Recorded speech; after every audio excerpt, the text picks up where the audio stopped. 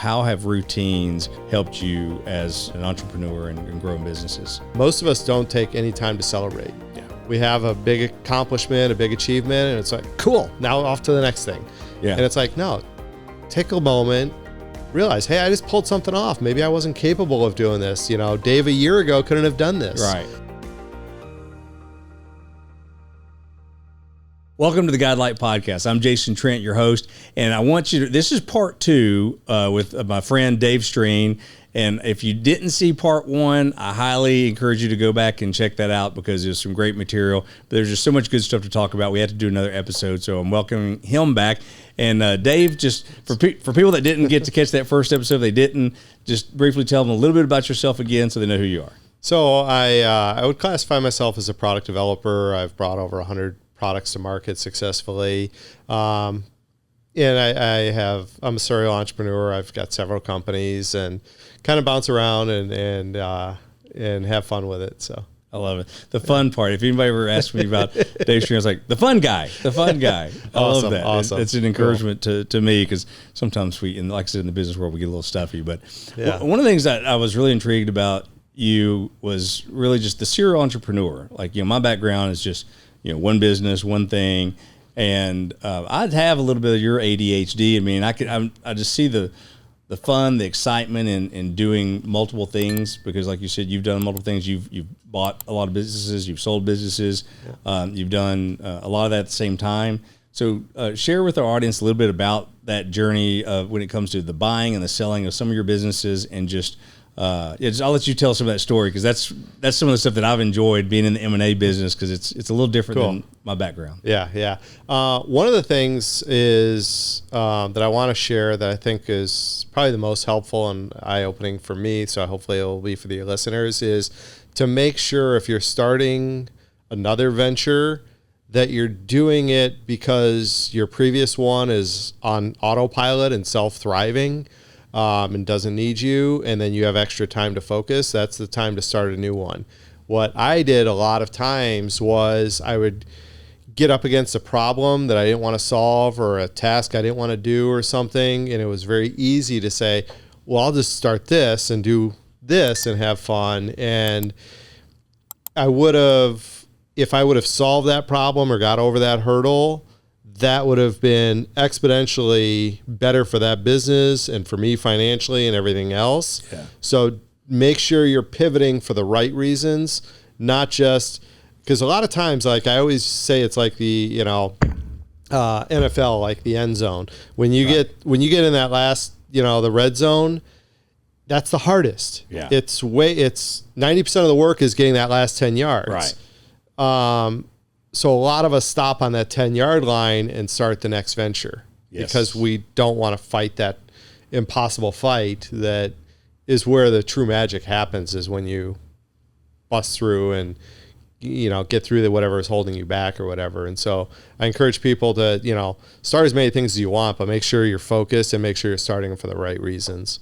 When you say that, I love you're talking about doing it with different businesses, but even for someone like myself where you're just having one, I've been guilty of projects. Yeah. So starting a project and you hit a hiccup and then you're like, oh, well, let's go try this. And my team early on, as I was learning, my team would tell me they were giving me, I was giving them organizational whiplash because I would move and pivot so fast.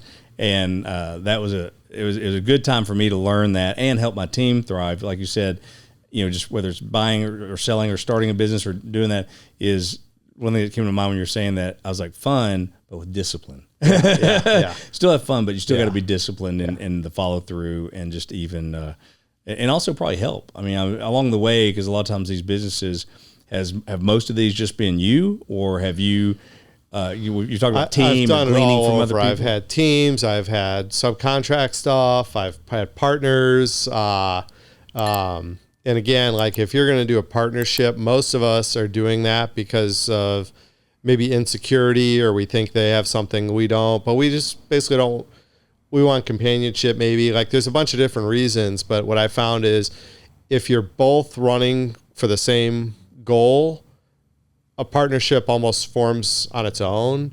Whereas if you start a partnership of, hey, I'm going to do this, and you're going to do that, and whatever. Like, it never works out and whatever. And it's there's a lot of wisdom. Both people feel like they're doing all the work and holding all the load and bringing all the value, and so. There was actually a period of time where I was doing a partnership with a buddy or whatever, and I said my role is going to be laying in a hammock drinking pina coladas. And so there's no expectations. And then I'm like, me, I'm a workaholic. Yeah. Like I'm going to be doing stuff, but I want to go in with, that's the role, so that there's no resentment of Dave's not working hard enough, or I don't see Dave doing this, or I think he should have done that, or any of that. So just. Well, I love what you said, because I've got my opinion on partnerships, and it's just because what I've seen out there. But I love how you said that is, if you see, two of you are chasing the same goal, you both have passion, you just come alongside that. I've heard countless stories of where that does work well, because it's about the mission, it's about the vision. Yeah. You already have that, and then you work out skill sets and roles and all that versus, hey, we're going to start this up. And that, I think there's a lot of wisdom in that. Now, I wanted to ask you, as far as exit value, is it cleaner with a one owner versus partnerships? And that's a big depends. Okay. there's a big depends, because I don't think partnerships in itself hinders an organization, because it all just depends really on the core basis of it. Your fundamentals, your financials, or do you have certain things in line? So I think partnerships, I don't think they hinder it. It's really just going to be about the core of the business. People that buy businesses, in my experience, they're buying an asset, and they're buying what the business does and what it delivers to people. And how it happens, whether it's a partnership, a group partnership, whether they have silent partners in it. I mean, some of that really doesn't matter. It's really going to be more about the business itself. Can it add complexity? It depends on the partners, because that's where in the deal room and what they're wanting, I think that's really is. I don't think from a buyer standpoint, I don't see a lot of hiccups. It's whenever you're looking to sell, what does this person want? What does this person want? And I had an opportunity to be in a lucrative partnership years ago, and I'll be transparent. Partly it was probably some of my pride, like I just didn't want to, be part of that. But I think there's a lot of wisdom in making sure you're yoked with the right people, and not that those people would have necessarily been wrong. It's just I knew where I was going and what I wanted was in alignment with them, and it wasn't bad. It was just different. And so I think understanding that, it makes impact. Very good, very good. Yeah, alignment's key. Alignment's key, absolutely. So, I'm thinking about the Stephen Covey line of start with the end in mind. Would that have, do you recommend that or something? Like if I was starting over, like instead of doing my paintless dent repair niche, if I would have done the medical niche, it'd be a whole lot different multiplier when I exit. There's grant money, there's all these different things. So do you recommend, when we're talking about exit strategy, of study some of that stuff before you even start? I do. Well, it's kind of a double-edged sword. So one of the things you and I talked about was, I love, about you is you see a problem, you have a passion to fix a problem to help people, right? So there's that aspect of when you're building a business and starting something, some of it starts there, but it doesn't always. So there's always paths to it. I had a client, he started a business, and he knew it wasn't going to be what he did for the rest of his life, but he's in a transition moment. And what he did is he studied the businesses that, number one, were kind of, I don't say easier to run, because no business is easy, but had less headaches. He looked at the industry, the demand. So he did a lot of his homework on what areas, give me the highest potential to thrive when I do want to sell. But even in that journey, overcoming certain hiccups, is it recession proof, those types of things. And I think, starting with the end in mind absolutely is a variable to consider, because it's just going to make your life a little easier. And then at the time to sell or to pass on, it's going to do a lot better. That's one of the reasons I got into insurance. When I was in college, I was considering 3 fields. I knew I was in sales. I love sales. I knew I wanted to be kind of a business owner, kind of have my own shop of sorts. And it was going to be insurance or real estate or a financial advisor. And I had a lot of experience with the insurance, so I was leaning there, but one of the aspects of insurance that I loved was the residual income. I mean, that's such a hot button these days when you're considering a business to start and run and then sell one day. Is if you look at all these firms that are buying up these businesses, if you have residual income, being a realtor, it's up and down. It's it's a new sale every day because that's how you get your income. Yeah. Financial advisor. I mean, financial advisor is a little bit different, but still was one of those things where I just felt like the insurance industry gave me that residual income, and I knew that it would yield higher multiples downstream. These days though, you have all kinds of industries that, you said it on the last podcast, and you want 10X or 50X. Like, there's businesses out there that can do 50X. It's like, well, people are, what are that? And it's like, well, go study. If you've got, a good mind in software technology and some of that other stuff, and you've got a great idea that you can solve, I mean, there's definitely those avenues. Yeah, you mentioned that. Like, I'm actually in the process with the WeHelpAuthors.com of structuring my offer.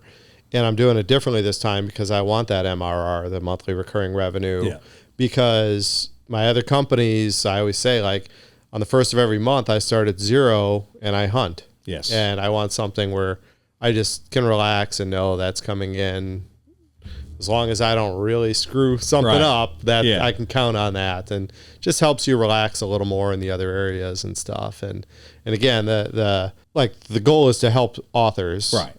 That's why I'm building it, but thinking strategically about how I package and present the offer so that it works better for my, lifestyle. Again, I always go back to that lifestyle, and I've noticed a lot of just little tiny tweaks can really change if I have a great day or an average day or whatever. And one of my rules that I have, like I've noticed so no movement, no coffee is a rule I have. Okay. So I love coffee. Yeah. But I have to do at least 10 minutes of yoga or Tai Chi or something in the morning.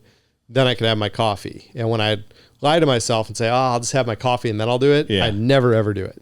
So it's like little routines can change everything. And it's like, as long as I do that 10 minutes, whatever happens during the day, whatever's thrown at me, surprises and whatever, I can kind of just laugh and figure it out and be like, well, here's an opportunity to grow or whatever. Like, whereas when I skip that, I just get derailed so much easier and stuff. So I think I may just have to adopt that because I need to start working out a little more. And that no coffee, I used to, I've had mentors and friends, encourage me along the way of different things. And, I had one mentor, he says, no Bible, no breakfast.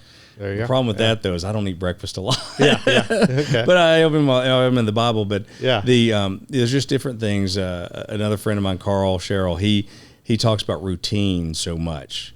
And I'm not that great with routines, and I'm trying to get better at it. But I love how you spoke into that, your routines, just the little nuances, and just like in creating systems and routines. Tell me a little bit about how that's helped you, because I love seeing your growth journey in certain things, and just the workout side of things. But how have routines or small tweaks helped you as someone that's an entrepreneur and growing businesses? And it could be personal life too, obviously. Figuring out little pauses and little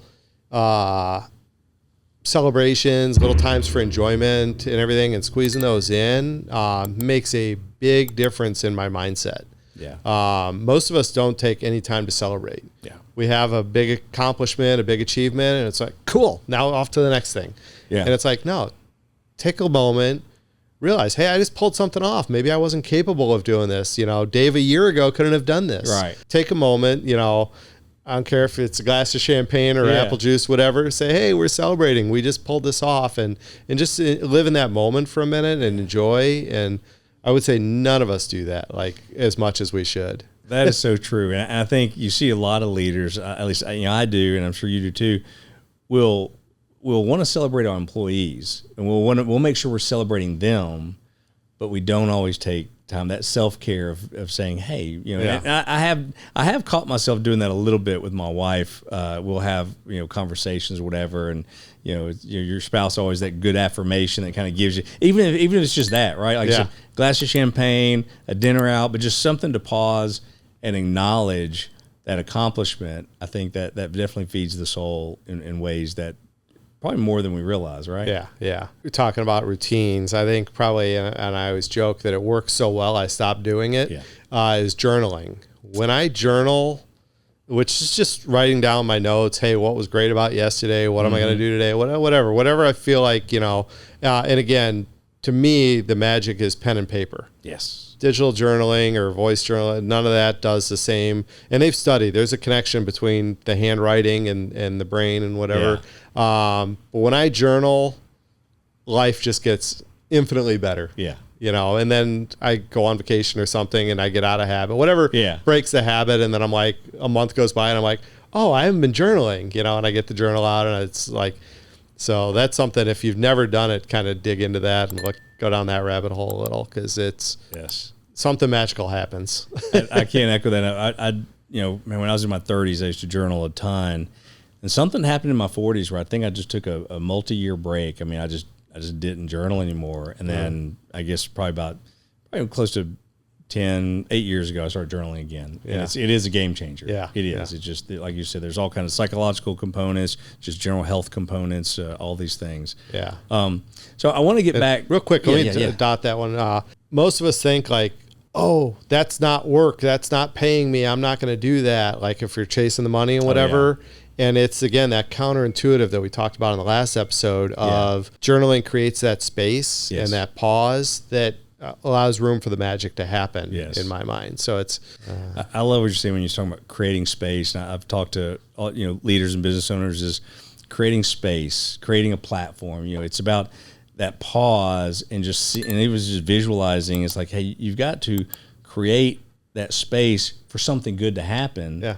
And to allow it, and I think sometimes, like I said, we lose sight of that because chasing the next thing. Yeah, and I love that. That's encouraging. It's, I always laugh, like, and again, I'm not really a grown up. Like I look like one, but I just got an email the other day that said that your calendar should look like you're playing Tetris, like every minute and whatever. And I'm like, oh my God, no. Like, I like to have maybe 1 or 2 things on my calendar for the week, and the rest is like, if somebody calls me up and is like, hey, you want to do lunch or you want to go do this? Mm-hmm. Yeah, let's do that. That sounds fun, and of course there's stuff that has to be structured, and stuff. But for the most part, I try and leave a lot of room for the magic to happen. Oh, yeah. And again, if you're out doing things, you never know what the outcome's going to be, but it's always cool. And if you're sitting at home doing nothing, there's nothing cool that's going to happen from that. Like, so you got to be out in the world and doing things and having fun. I agree.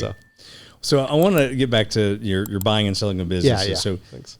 Tell me a little bit about, or maybe give me one success and one failure, or I don't want to say success, failure, just something you've learned most in either buying and or selling the business, because you've got quite a bit of experience in that. I've bought 3, and I would say that the number one thing that I keep learning each time is that what you get isn't always what's presented on paper. Yeah. And so make sure that you're, if you're buying a business, you're aware of if this is, all dog and pony show and fluff, or like what are the true, why do I want this business? What's it going to add to my portfolio? What am I trying to accomplish? And make sure that's definitely there. Yes. Due diligence is huge. Yeah. I've bought inventory that I couldn't even scratch, like, and I've bought like just different things. And sometimes one of the companies I bought was fantastic. Right. It was a dream come true. It would have taken me 20 years to build half as good as what I was able to just buy. So awesome. Like that was a true shortcut. And I think a lot of us miss that shortcut because we want to build it ourselves to prove something to ourselves or the world. And it's like, if that's what you're doing it for, cool. Yeah. You have to build it. But if you're looking for, hey, I want this lifestyle and this business is going to fund that lifestyle, take the shortcut. Right. Yeah. It's sitting there on the shelf. Buy it. Would be my advice. So, and then the flip side of that, like, the business that I sold it to a buddy. I was just very transparent. Hey, this is what I have. I'm too busy and my passion's not in it anymore. I've moved on, but it's a great asset. And, he said, yeah, I want it, and we agreed on a price and, shook hands and transferred everything, and he's thriving with it years later. And, that's exciting. And I get as much joy watching his success with it, if not more, than my success with it. So it's kind of a cool side, byproduct that I didn't think about. That's a great testimony, because we talk to leaders often about letting go and being excited about the next chapter of what you've created, seeing it in someone else's hands. And you've spoken to that, like setting ego down. It's not about, setting your ego down. It's not about you. It's not about, control and this, and it's not about your glory. It's about, hey, I want to see someone else benefit from this. And I've been able to help him do that. And both of you have benefited from that. And that's what I think is so exciting about, you being a serial entrepreneur and just having that mindset and that focus of, hey, this is going to bring good to someone else, and I don't have to do it. And then I get to watch him thrive. That's the exciting part of that. It's cool. And again, I haven't played this big, but I've seen some friends that have 7 and 8 figure exits that are depressed afterwards. That was their whole identity, their whole life. And, now all of a sudden they don't even have to check email, and they don't know what to do with themselves and stuff. So I think knowing who you are and what you want out of life, and again, what that ideal life looks like, the day to day and whatever, make sure that you're aware of that going in. Like when you sell your business, like your daily cash flow dried up, and you got a big nest egg and whatever, but like if you don't structure that right, and you know a lot more about that than I do. So, well, I mean, what you are alluding to there is purpose and identity. I mean, those are, we have what we call the guide-like pathways, and those are the two top ones: your purpose and your identity. And so, I appreciate you alluding to those, because those are big. Those are definitely big. Well, man, I feel like time goes by so quick. I was like, we're gonna have to do this again. Okay, so we're gonna have to do this again. But I appreciate your time again, and if you, again, let our audience know where they can find you and find out more about you. And DaveStreen.com. That's STREEN. And you can always go to Talk to Dave, the number 2, talktodave.com, and reach out to me. And I love hearing from people. And if I can help, I'd love to. Awesome. Well, thank you again, Dave. And for you folks out there, if you've enjoyed this, like and subscribe, YouTube, Spotify, Apple, wherever you're from, share it with someone, and definitely reach out to Dave. I think you can learn a lot and glean from him tremendously. So thanks a lot, and have a good day. We'll see you on the next episode.